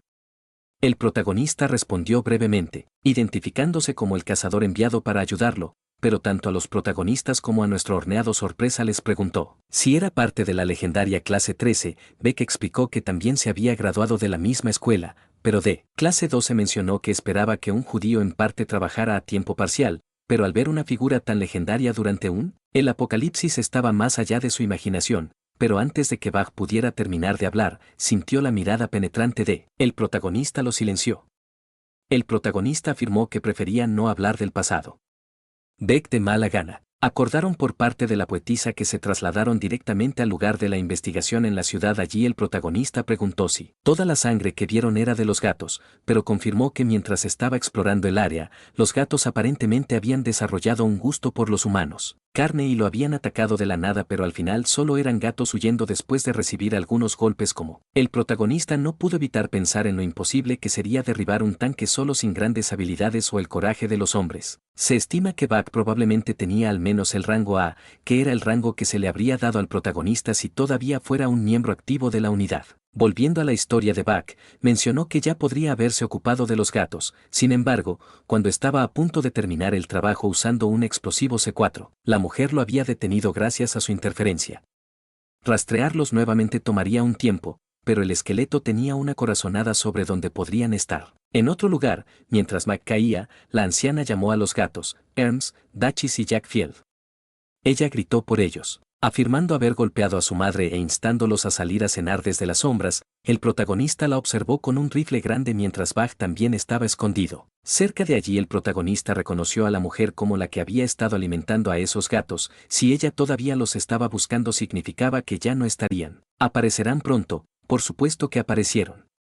Ella notó que los gatos se acercaban, pero en lugar de tener cuidado, tontamente, caminó hacia ellos. Los gatos estaban cubiertos de sangre y la miraban como si fuera un ratón. Esta mujer delirante miró fijamente. Los llamaban pobres cosas porque estaban tan sangrientos. Antes de que pudiera terminar de hablar, el protagonista y Bach aparecieron sosteniendo rifles y abriendo fuego. Ambos gatos fueron acribillados a balazos mientras la mujer gritaba diciendo que eran malos y les rogaba que dejaran de disparar. Esquivando un golpe de uno de los felinos, el protagonista logró derribar a uno de ellos mientras la mujer gritaba preguntando por qué estaban haciendo esto e insistiendo en que sus bebés no estaban mal. B sugirió fríamente terminar el trabajo y le arrojó una carga C4. Sacando a los dos gatos y a la mujer que se había puesto delante de ellos, en ese momento vemos un flashback como la bomba detona. La anciana había estado pidiendo ayuda afuera de una puerta. La familia dentro se negó a abrirla por miedo. Dado el peligro que podría representar. En medio de su miedo y desesperación, los gatitos se habían acercado a ella y la habían guiado juntos a un lugar seguro y desocupado. Se habían ayudado mutuamente a sobrevivir, pero eso se quemó con la explosión que los consumió a los cuatro. El protagonista miró a las llamas y luego al cazador independiente diciendo que la acción era completamente innecesaria. Sin embargo, en este mundo no se permitían tales cosas. La felicidad no podía llegar sin enfrentar sus consecuencias. De regreso a la base del protagonista, mientras colgaba la ropa, empezó a contemplar cómo la caída de un grupo es como un avión a punto de estrellarse incluso después de perder potencia. Continúa planeando por un tiempo, pero eventualmente bajará y tocará el suelo. Pensó en esto mientras observaba un avión volando por encima y señaló que había estado viendo muchos aviones recientemente y que la caída de la compañía en la que estaba pensando se produjo más rápido de lo esperado dentro del búnker. Estaba preparando unos fideos elegantes parecidos a los instantáneos Raymond mientras reflexionaba sobre cómo los humanos necesitan entretenimiento. No es algo malo, ya que el entretenimiento actúa como un milagroso refuerzo energético para sus agotadoras vidas. A veces incluso les da a las personas una. El propósito en este sentido es la mayor fuente de entretenimiento es Viva Apocalipsis, aunque el objetivo principal del foro se había desviado un poco y se había convertido en un lugar para verdaderos entusiastas del apocalipsis que sobrevivieron al repentino fin del mundo. Por esta razón, este mundo aislado del exterior se convirtió en una comunidad donde las personas comparten sus actividades diarias y encontré comodidad. Era típico del comportamiento de las redes sociales que conocemos hoy, pero para ellos era algo del pasado. No el video, persona descarada, pero los usuarios de Skitter podrían escribir publicaciones, dejar comentarios o mensajes y otros. Podrías darle al botón de me gusta para recomendar algo o no me gusta para no recomendarlo.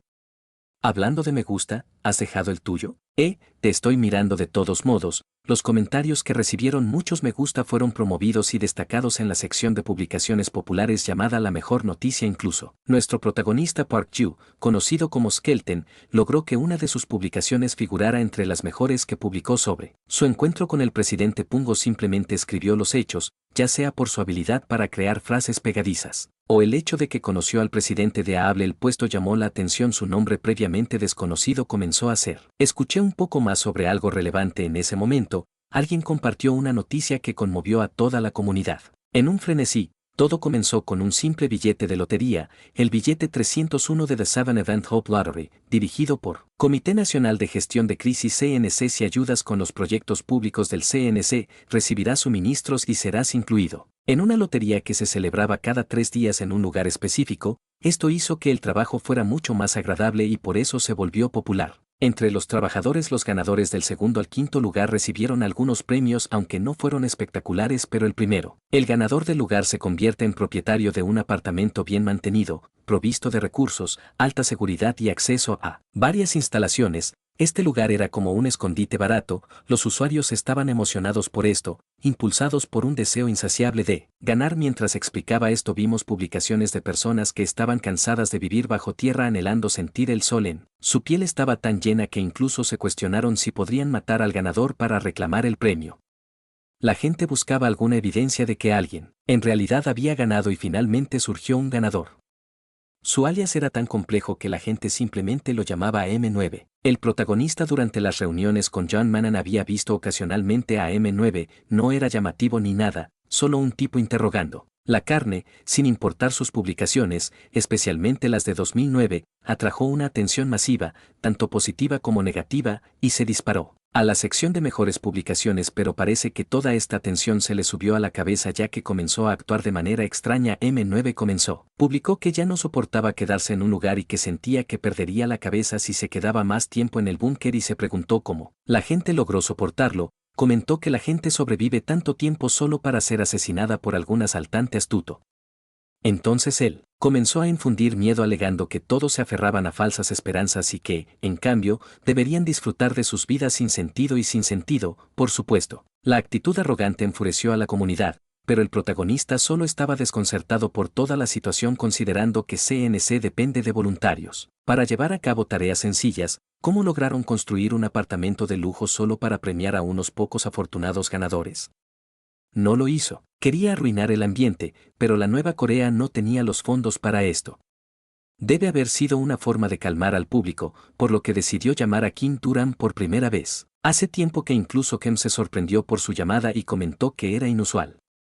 El protagonista dijo que solo tenía una pregunta. Para preguntar, preguntó si había alguna posibilidad de que los premios de la lotería fueran reales en lugar de responder directamente Daran. Comenzó a explicar cómo Ope era como un espejismo, estaba en una gran fiesta rodeada de individuos de clase alta. Ella habló y continuó mencionando que pronto se mudaría a la isla Hu y que todos se habrían ido para la primavera. Le dijo que no se lo dijera a nadie ya que era un secreto claro. El protagonista ya sospechaba esta realidad le duele. Me acosté pensando en cómo estaban abandonando a Su, no era como si viviera allí, pero aún así se sentía extraño en su búnker. No podía distinguir el día de la noche, sus comidas eran monótonas y tenía innumerables preocupaciones solo por estar vivo. De alguna manera, tener a Su cerca lo ayudó a aliviar el estrés, ya que Kim le había pedido que guardara el secreto y se preguntó si debería publicarlo en el foro después de que todas las personas estuvieran buscando esperanza, la esperanza de una reconstrucción que no era más que un espejismo, aunque la publicación se habría vuelto viral rápidamente gracias a su autocontrol sobrehumano,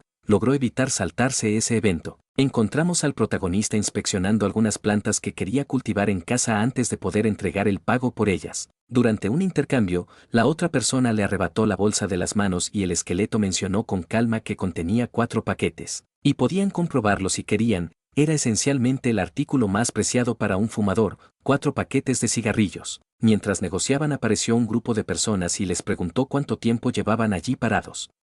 Dijeron que deberían haber sido inteligentes y haber terminado trabajo voluntario como ellos. Una mujer preguntó si no habían estado buscando suministros también, pero los demás le dijeron que no pagara. Atención, el protagonista le preguntó al traer quiénes eran esas personas. Básicamente eran personas que querían mudarse al apartamento prometido con Esperanza Superior pensando que eran mejores que todos los demás porque esencialmente ganaron una lotería. Un agente del comité anunció que el día en que se habían agotado los suministros, la gente inmediatamente comenzó a quejarse diciendo que habían estado esperando demasiado tiempo. La mujer mencionó que se habían reducido los suministros para todos sectores, pero no ayudó que habían visto muchas mercancías dentro de los camiones. La demora de una semana en regresar fue, en esencia, una sentencia de muerte. La gente comenzó a reunirse para evitar que el camión saliera y trató de abrir las puertas a la fuerza en medio del caos. El protagonista notó que el grupo discutía cómo la escasez de suministros estaba aumentando los precios y se preguntó si su apartamento aumentaría de valor. Concluyó que todas esas personas eran tontas. Lo observó todo con disgusto y reflexionó sobre la diferencia entre una vida sin esperanza y uno con una sola esperanza frágil. Incapaz de contener al protagonista, le envió un mensaje a M9 advirtiéndole que las posibilidades de que la esperanza que se estaba construyendo era inexistente y que debería reducir sus expectativas. Esto esencialmente destrozó la cordura de M9. El protagonista lo comparó con un espejismo inseguro. Si la vida era mejor con o sin esperanza, bueno, prefería no pensar en ello. Egoísmo y el nihilismo, que es la esencia de un sobreviviente del apocalipsis. El capítulo comienza con un flashback. Nuestro protagonista estaba renunciando diciendo que ya no sería un cazador. Alguien que lo lastimó demasiado trató de detenerlo reconociendo que era. Fue difícil para él, pero lo instaron a comprender la situación y le preguntaron si se había olvidado de los niños que lo seguían y admiraban, sugiriendo que podría simplemente tomar un descanso y regresar más tarde. La persona prometió resolver las cosas asegurándole que sus contribuciones obtendrían la aprobación de los superiores. Solo necesitaba aguantar un poco más. El protagonista lo interrumpió preguntándole si realmente creía que las cosas mejorarían si se quedó. Dejó en claro que no lo haría. Explicó que al quedarse sus subordinados no podrían escapar de este infierno en la tierra. Desde ese día cualquiera que había estado en el campo de batalla y sabía que todo había terminado. Le dijo al hombre que no lo detuviera y lo llamara simplemente Kun Min Kun Min. Asintió recordándole que estaba lloviendo afuera y sugiriendo que tomaría un paraguas. La única respuesta del protagonista fue una orden de sobrevivir mientras trabajaba en su computadora. El protagonista reflexiona sobre cómo desde que abandonó a sus compañeros ha vivido de esta manera, sobreviviendo en un búnker. Su ideología no ha cambiado. La extinción de la humanidad no se puede evitar. La desesperación que uno siente cuando se enfrenta a la extinción. Enemigos, el temblor y la impotencia que superan incluso la desesperación misma. Estas son verdades inmutables. La creencia absoluta que no hay esperanza permanece firme en él. Admite que todo lo que hace es solo un intento desesperado de vivir una vida plena. Un poco más adelante, mientras se desplaza por las publicaciones, se encuentra con una de Keystone que informa sobre crimes en el sudeste. Parte de Paddle Post pregunta si alguien más había sentido lo que parecía un terremoto. El protagonista inmediatamente reconoce el nombre. Paju fue el primer lugar donde apareció un pescador. Si se sienten traidores cerca de un pescador es probable. Significa que una especie gigante está a punto de surgir. Se prepara para un viaje pensando en cómo el Comité de Defensa Nacional debe estar en caos. Si esto es cierto, el poder de un gigante es comparable a un desastre natural. Imparable, afortunadamente las criaturas son vulnerables al medio ambiente de la Tierra, por lo que comienzan a desintegrarse poco después de emerger.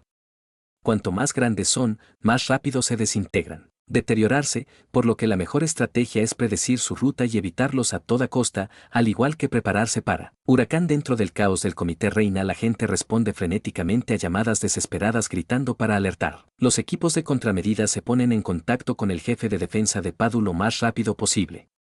El protagonista avanza en bicicleta a través de la confusión. Al notar que es incluso más caótico de lo que esperaba, alguien choca con él y esparce papeles por todas partes. Papeles en los que nota información sobre una criatura tipo creen. Los gigantes creen se encuentran entre los más comunes y por lo general se parecen. Pulpo monstruoso, pero cuando se siente amenazado se transforma en una forma de armadura. Su característica más peligrosa es el rayo de la muerte, emitidos por su armadura que perfora cualquier material y solo desintegra organismos vivos en su interior. Un incidente similar ocurrido recientemente en Tokio vio a más de 50.000 personas desintegradas antes de que se disipara el ataque. Y Megon de la provincia. Alarmantemente, la ruta prevista de la criatura pasa por el área protagonista. Si se dio cuenta de esto, es posible que lo hayan tomado desprevenido y haya muerto.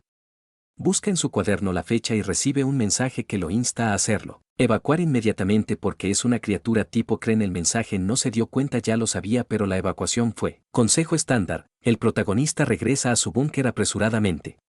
Reúne suministros de emergencia y recuerda a Darren. Decide advertir a la comunidad en línea sobre la situación, incluso si es una causa perdida, y publica un mensaje explicando que un monstruo gigante se acerca desde el norte y aconseja a todos en su camino que abandonen sus búnkeres inmediatamente. Les advierte que no lo hagan. Confíe en las paredes para protegerse, ya que el rayo de las criaturas penetra cualquier material para atacar a los organismos vivos. Desafortunadamente, solo 2 personas ven la publicación. Se pregunta si su publicación no llamó lo suficiente la atención, pero se consuela sabiendo que hizo su parte. Mientras se prepara para evacuar, una llamada de radio le llama la atención. Es una voz que hemos extrañado. Su llama a la protagonista. Pregunta qué está haciendo. Aprovechando el momento le pregunta si tienen un jeep y le dice que avise a su madre para que evacue inmediatamente. Desafortunadamente Sue le informa que el auto está averiado. Rebecca agrega con su propia voz que el motor no está funcionando. Sue traduce preguntando si podrían esconderse en su edificio. El protagonista sabe que la ubicación de su edificio está directamente en el norte donde está la criatura. Se dirige a él, piensa en ello. Esto es diferente a tratar con simples raiders y no hay nada para él en esto. Se arrepiente, pero decide que no puede arriesgar su vida para ayudarlos. Lo mejor que puede hacer es ofrecerles un consejo diciéndoles que se dirijan al sur lo más rápido posible. Dice que está a punto de colgar. Sue confirma que deberían ir al sur y le agradece pidiéndole que se cuide. Antes de colgar le recuerda que mañana lloverá mucho y le dice que se mantenga seco. El protagonista reflexiona que dejarse llevar por las emociones en un mundo al borde del colapso es un lujo. Mientras reflexiona sobre esto, recuerda el anterior escena con los hombres Kung donde le dice que tome un paraguas. Regresando a la realidad, coloca su caja de suministros en la mesa y le dice a Sue que se prepare y lo espere. Estará allí en 30 minutos. El protagonista comienza a planificar y se da cuenta de que una manada de lobos mutantes se encuentra entre el edificio del francotirador y su territorio. No tiene tiempo para desviarse, por lo que la solución es simple. Sigue recto, dice esto mientras saca una pistola enorme. En el siguiente panel, nuestro protagonista está pasando. Los lobos de la ciudad lo persiguen mientras se les dispara con precisión. El tipo es una bestia. Solo tiene un disparo en la cabeza y hasta se enoja sobre fallar un solo tiro. Esto le hace reflexionar sobre cómo los equipos de Hunter normalmente se organizan en 3 roles: pesos pesados colocados en la parte trasera.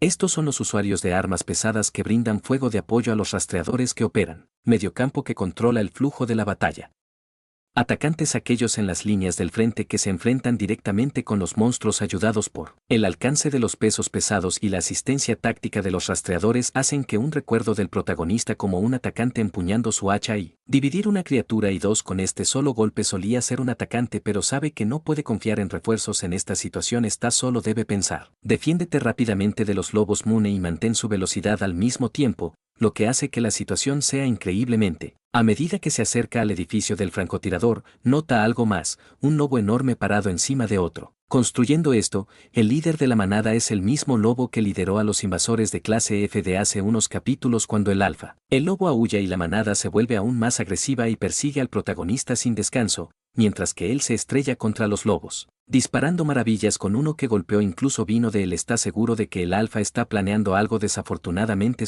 el alcance limitado de la pistola lo hace vulnerable y sospecha que el alfa lo está llevando a una trampa usando sus aullidos. Para comandar la manada, el protagonista se recuerda a sí mismo que debe pensar en esto como una cacería y mantenerse en movimiento mientras soporta ataques constantes. Eventualmente será acorralado. Esto casi le sucede cuando su carro patina y roza una pared, lo que casi lo lleva a la muerte al sacudirse el susto. Él decide no dejarse vencer tan fácilmente, aunque escapa por poco del desastre. Su vehículo sufre daños importantes y la munición se está agotando y su carro no sobrevivirá a otro impacto, por lo que necesita poner distancia entre él y los lobos, tan rápido como sea posible. Justo cuando uno se lanza a morderlo, una bala Smake lo golpea y envía al lobo a dar una voltereta en el aire. Rebecca le habla a través de una radio sostenida por Sue. Mientras Rebecca prepara otro disparo de francotirador, ella explica que lo vio acercándose y decidió ayudar. Por un momento el protagonista olvida que este territorio pertenece al francotirador. Con Rebecca como apoyo tiene un peso pesado que lo respalda y mientras más lobos se acercan,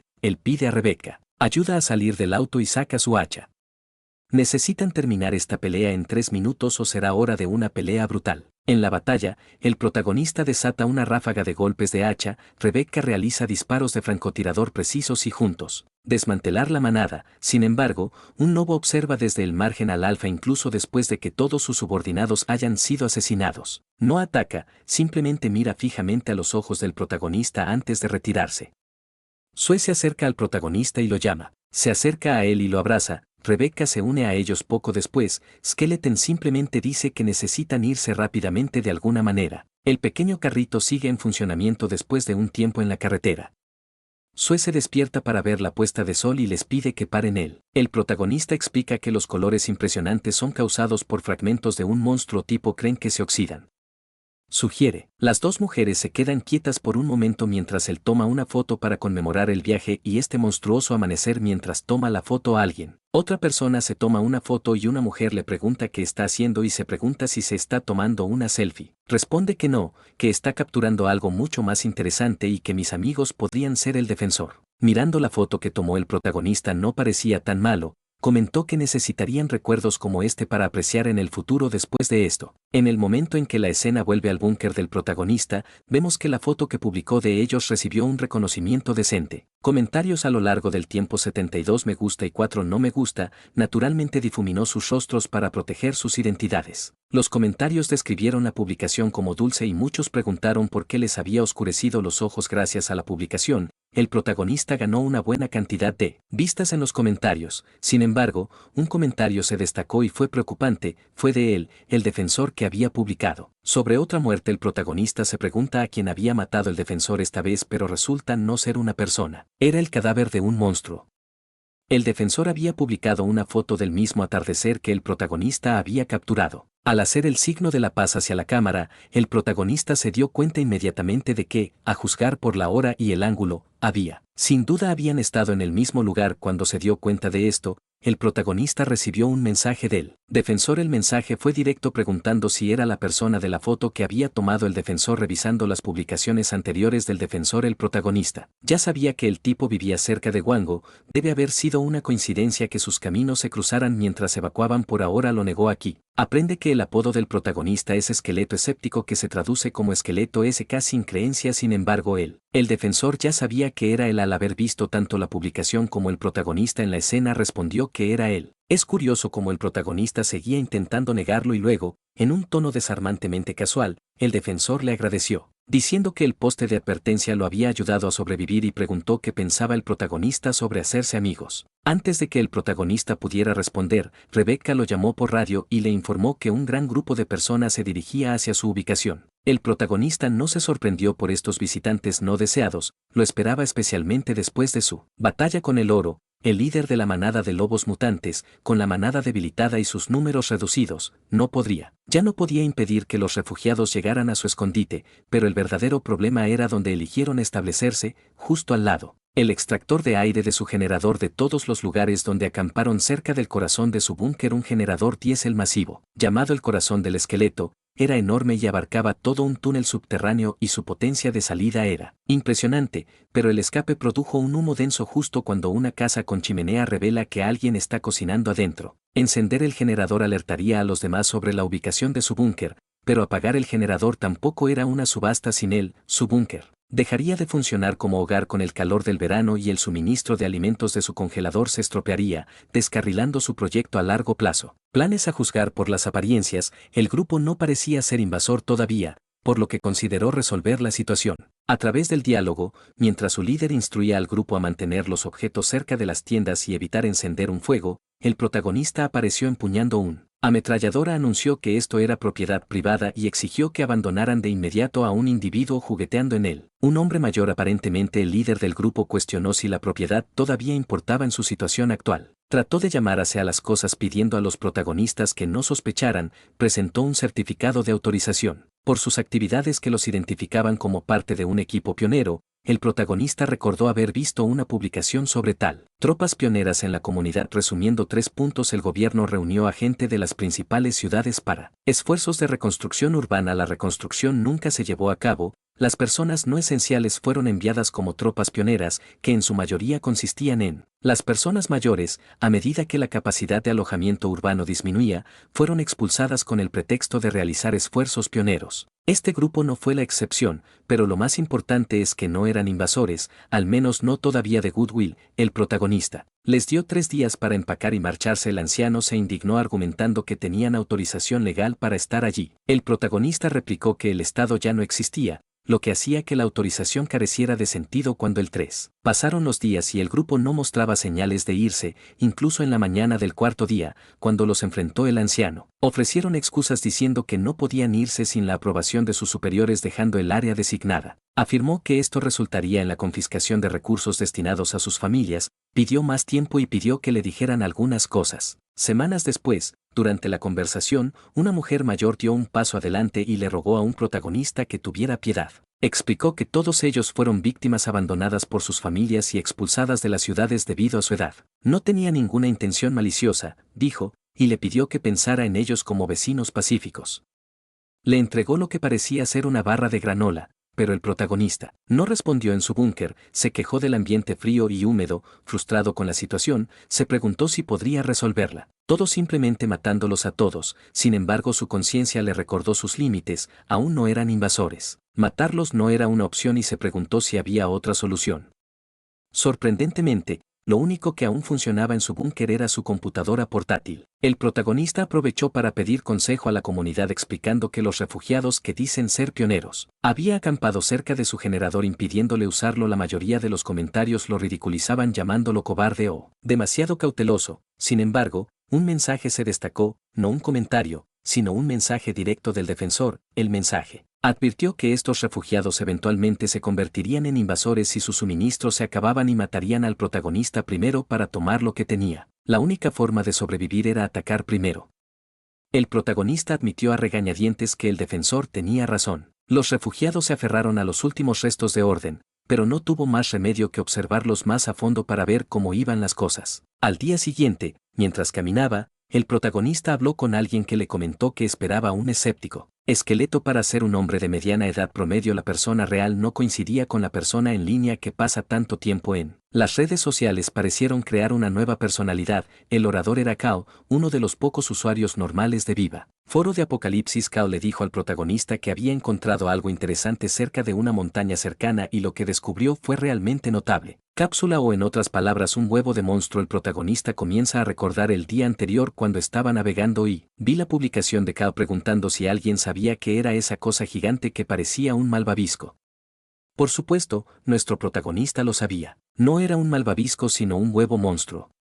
Esta constatación le dio una idea de si los pioneros no podían irse sin su permiso de sus superiores, solo necesitaba darles a sus superiores una razón para ordenar su evacuación y podía hacerlo. Usando el huevo, el protagonista le envió un mensaje a Cal advirtiéndole que era extremadamente peligroso y se ofreció a cuidarlo. Para él, gracias a las aportaciones del protagonista en el foro, Cal no sospechó nada y compartió la ubicación. Sin embargo, el GPS era inútil porque estaba desactualizado para navegar por la ciudad de manera más efectiva. El protagonista se sincronizó su GPS con el sistema de control de tráfico del Comité Nacional cuando se verificó su identidad como asociado de Kim. Daram le permitieron el paso y lo guiaron hasta su. El protagonista reflexionó que visitar el Comité Nacional solo valía la pena en ocasiones. Así el punto de encuentro fue en Pajo, el primer lugar en Corea del Sur donde apareció un pescador donde se había encontrado el huevo. En una montaña cercana, el área que rodeaba al Feshore estaba protegida por cazadores de élite y militares fuertemente armados. Fuerzas por lo que la aparición de algo como este huevo en tal lugar fue inesperada desde la reunión anterior. Rumbo al huevo, Cal, armado como había mencionado de antemano, fue ignorado por el protagonista que simplemente pidió ver el cápsula. La aparición de una cápsula indica que el entorno alrededor de Feshore está comenzando a corromperse,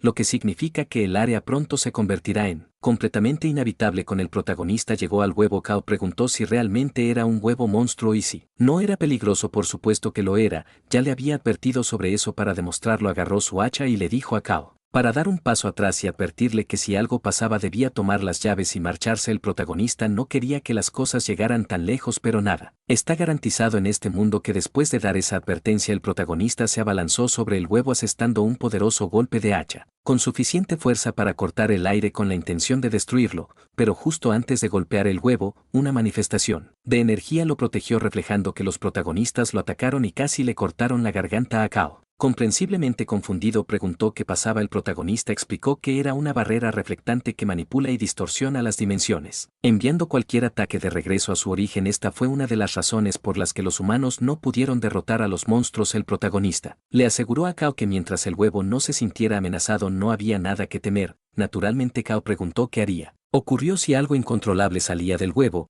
El protagonista respondió secamente que simplemente moriría. Después de que Cal felicitó al protagonista por su valentía, el huevo fue cargado en la parte trasera del camión.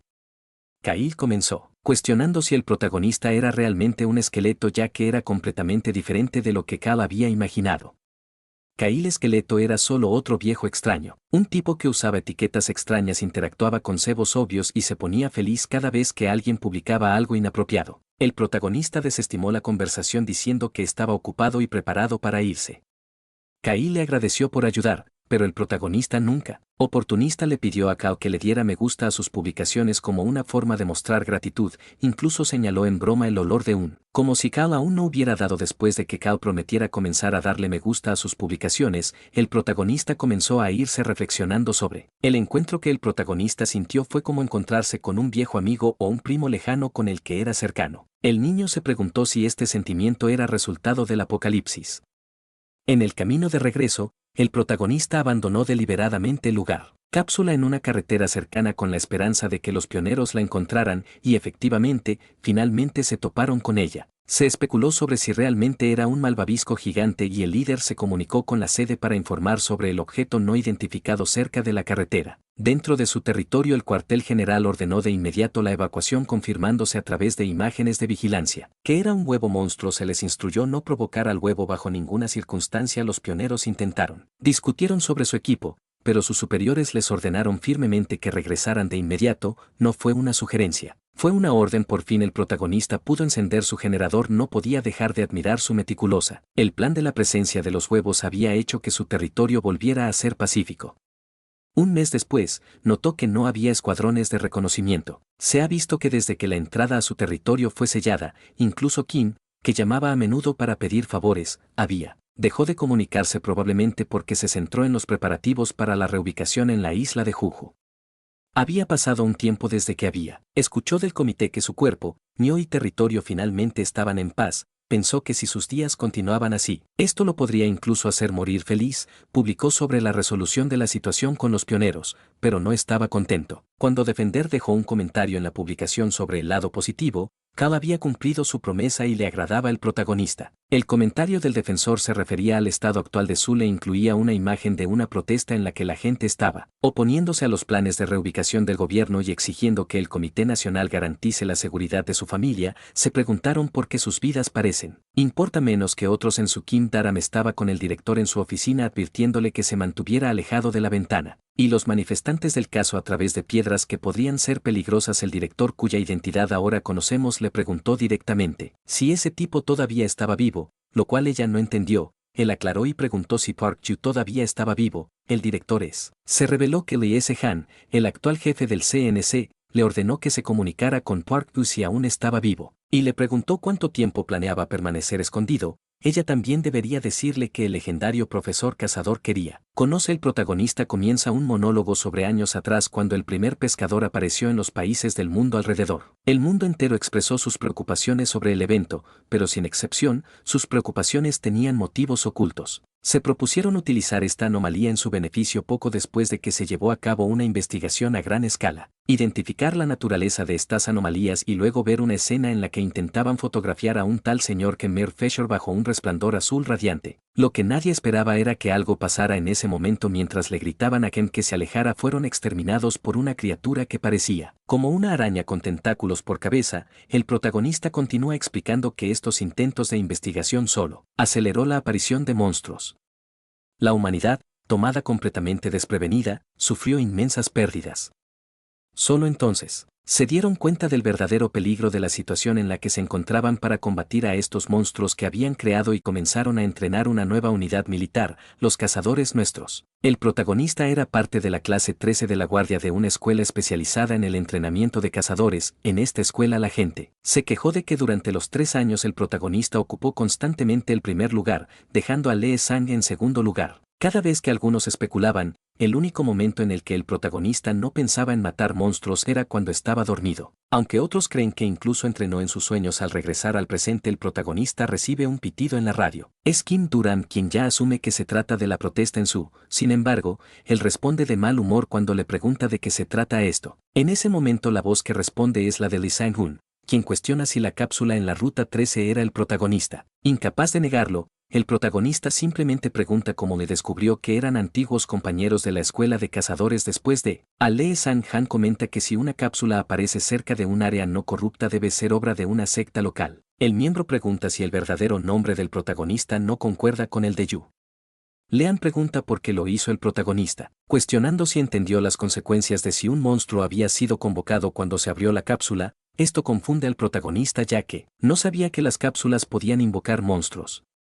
Le explica que las cápsulas no son huevos que eclosionan, son temporales, portales que se abren al impactar. Esta revelación inquieta al protagonista al darse cuenta de lo desconectado que se ha vuelto. Desde su retiro, ignorando la atención, le llega al punto de pedirle al protagonista que vaya a la isla Hu. El protagonista pregunta qué pasará si se niega, pero la rechaza la pregunta y le informa que un puesto como el instructor novato se ha sincerado y lo recomendaron personalmente para el trabajo. Sin escuchar más, el protagonista se niega y afirma que le gusta donde está y no tiene deseos de irse.